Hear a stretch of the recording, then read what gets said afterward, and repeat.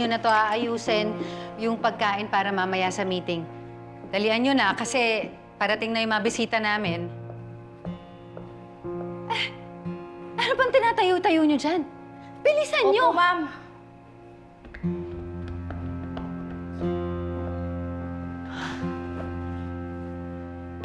Tamang-tama, Roberto. Paparating ng mga Mondragon. Kuya, any update sa pagpapalutang natin kay Tanggol? How are we even sure that this is gonna work, Kuya? Si Marites ang tutulong sa atin para mahanap kung saan nagtatago si Tanggol. Si Tess? Nakakulong yun. Paano yun makakatulong?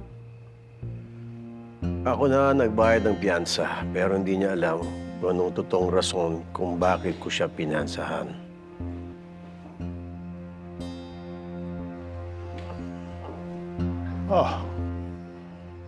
May bisita kayong darating. Parating ang mga Mondragon, Papa. Bah, sasama ako sa meeting nyo.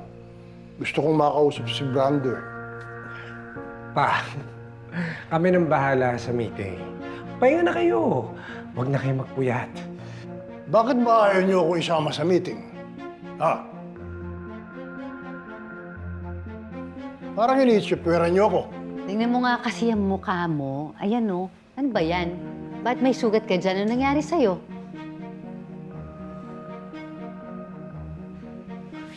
Papa,